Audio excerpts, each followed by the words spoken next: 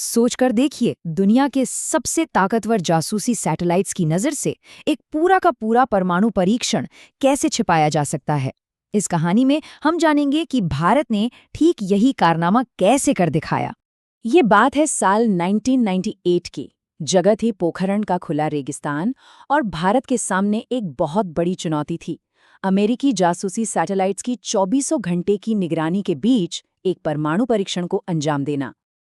अब इस मिशन को कामयाब करने के लिए भारत ने धोखे का एक बहुत ही कमाल का प्लान बनाया। ये असल में खुफिया जानकारी और जासूसी का एक हाई स्टेक गेम था, जहां एक छोटी सी गलती भी सब कुछ खत्म कर सकती थी। वैज्ञानिकों ने फौज की वर्दी पहन ली।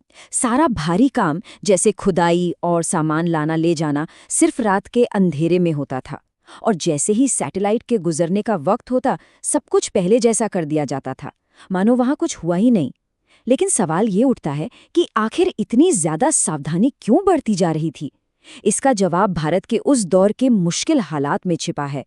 देखिए, भारत का परमाणु कार्यक्रम सिर्फ किसी महत्वाकांक्षा के लिए नहीं था, बल्कि ये दशकों से पनप रही एक गहरी असुरक्षा की भावना से पैदा हुआ था। एक ऐसा एहसास कि देश चारों तरफ से परमाणु हथियारों वाले पड़ोसियों से घिरा हुआ है। इसकी शुरुआत हुई 1962 में चीन के साथ हुए युद्ध से। फिर 1964 में चीन ने अपना पहला न्यूक्लियर टेस्ट किया, और 1971 में तो अमेरिकी नौसेना सीधे सीधे भारत को धमकाने आ गई थी। इन घटनाओं ने देश के सामने एक बड़ा संकट खड़ा कर दिया था। किसी और बड़ी शक्ति पर इस तरह निर्भर रहने की मजबूरी ने भारतीय नेताओं के मन में ये बात साफ कर दी थी कि अपनी रक्षा के लिए आत्मनिर्भर होना अब कोई विकल्प नहीं, बल्कि एक जरूरत बन चुका है। तो इन्हीं बढ़ते खतरों को देखते हुए उस वक्त की प्रधानमंत्री इंदिरा गांधी ने भारत के पहले परमाणु परीक्षण के लिए हरी झंडी दे दी।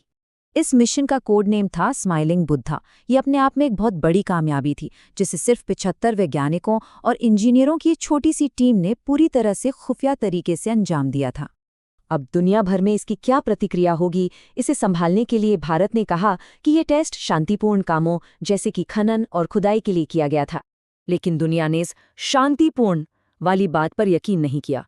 रिएक्शन बहुत तेज और सख्त था। भारत पर कई तरह के प्रतिबंध लगा दिए गए और उसका न्यूक्लियर प्रोग्राम एक बार फिर कई दशकों के लिए अंधेरे में चला गया। और यहीं से कहानी वापस आती है 1998 पर। 1974 के तजुर्बे से सीख लेकर इस बार प्रधानमंत्री वाजपेयी और वैज्ञानिक डॉक्टर एपीजे अब्दुल कलाम की टीम ने सबकी नज़रों के सामने छिपने की कला में महारत हासिल कर ली थी। गोपनीयता का आलम ये था कि डॉक्टर एपीजे अब्दुल कलाम जैसे बड़े वैज्ञानिकों ने भी फौज के कोड नेम्स अपना लिए थे। यहाँ तक कि खुद परमाणु बमों को व्हाइट हाउस जैसे साधारण नाम दिए गए, ताकि किसी को जरा भी शक न हो। छोटी छोटी चीजों का ख्याल रखा गया था, केबलों को रेत के नीचे छिपाने से लेकर जासूसी सैटेलाइट्स को धोखा देने के लिए पास में क्रिकेट मैच आयोजित करवाने तक। हर डिटेल को इस तरह से डिजाइन किया गया था कि सब कुछ सामान्य लगे। हफ्तों की इस खुफिया तैयारी के बाद आखिरकार सब कुछ तैयार था, और फिर 11 मई 1998 को वो दिन आया जिसका सबको इंतजार था। भारत ने एक के बाद एक 3 सफल परमाणु धमाके किए, और उसके ठीक 2 दिन बाद 2 और। इस कदम ने पूरी दुनिया और खास तौर पर उनकी खुफिया एजेंसियों को हैरान कर दिया था। भारत ने दुनिया को दिखा दिया था कि वो क्या कर सकता है।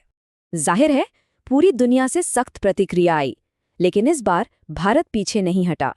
उसने मजबूती से अपना पक्ष रखा और कहा कि ये कदम अपनी सुरक्षा सुनिश्चित करने के लिए जरूरी था। और सबसे खास बात ये थी कि भारत ने ये सब बिना किसी अंतर्राष्ट्रीय संधि को तोड़े किया था। क्योंकि सारी तकनीक देश में ही बनी थी, इसलिए भारत ने तकनीकी रूप से कोई नियम नहीं तोड़ा। ये एक बहुत ही स्मार्ट कदम था, जिसने आलोचकों को ज्यादा कुछ कहने का मौका ही नहीं दिया। तो ऑपरेशन शक्ति सिर्फ एक वैज्ञानिक कामयाबी नहीं थी, ये एक ऐलान था कि भारत अपने फैसले अपनी शर्तों पर लेगा। ये एक ऐसी विरासत है जिस पर आज भी बहस होती है कि ये राष्ट्रीय सुरक्षा के लिए जरूरी था या इससे खतरा और बढ़ गया।